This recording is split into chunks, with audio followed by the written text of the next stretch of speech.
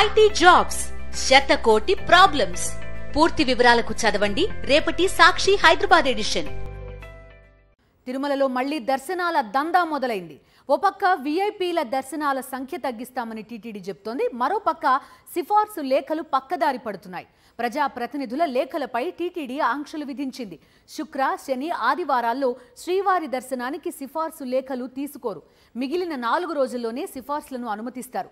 మరి సిఫార్సు లేఖలపై తాజాగా టీటీడీ పెట్టిన ఆంక్షలేంటి? Let's watch. తిరుమల శ్రీవారి దర్శనానికి నిత్యం వేలాది మంది భక్తులు వస్తూ ఉంటారు. అయితే స్వామివారిని దర్శించుకునే విషయంలో సామాన్య భక్తులు అనేక సమస్యలు ఎదుర్కొంటున్నారు. స్లాటెడ్ దర్శనం టికెట్లు పరిమితంగా ఉండటంతో ఎక్కువ మంది భక్తులు సర్వదర్శనం ద్వారా స్వామివారిని దర్శించుకుంటారు. తిరుమలకు వచ్చే వీఐపీలు వారికి తెలిసిన ప్రజాప్రతినిధుల నుంచి సిఫార్సు లేఖలు తీసుకుంటారు.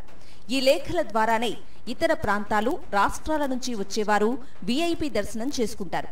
అయితే కూటమి ప్రభుత్వం వచ్చాక టీటీడీ కమిటీ వీఐపీల సిఫార్సు లేఖలపై ఆంక్షలు విధించింది.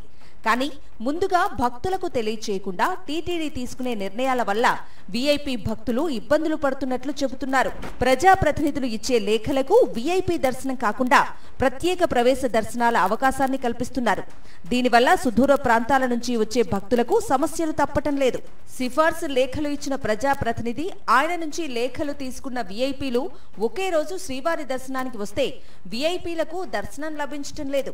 టీటీడీ అధికారులు ముందుగా చెప్పకుండా భక్తులు వచ్చాక విషయం చెప్పడంతో తీవ్ర ఆవేదన చెందుతున్నారు. దూర ప్రాంతాల నుంచి వచ్చిన భక్తులకు సమాచారం లేకుండా ఇలాంటి నిర్ణయాలు ఎలా తీసుకుంటారని వారు ప్రశ్నిస్తున్నారు. గత వైఎస్ఆర్సీపీ ప్రభుత్వ హయాంలో తిరుమలలో ఇటు వీఐపీలకు అటు సామాన్య భక్తులకు ఇబ్బందులు లేకుండా వ్యవహరించారు. కానీ కూటమి ప్రభుత్వం వచ్చాక ఇటు సామాన్య భక్తులకు అటు వీఐపీలకు సమస్యలు తప్పటం లేదు.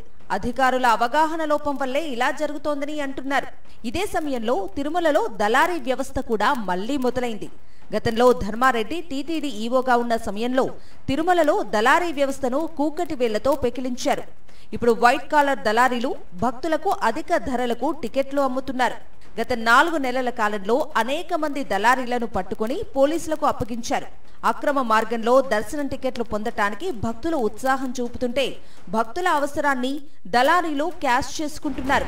మొన్నటి వరకు ఆన్లైన్ భక్తులను మోసగించిన సంఘటనలే చూశాం.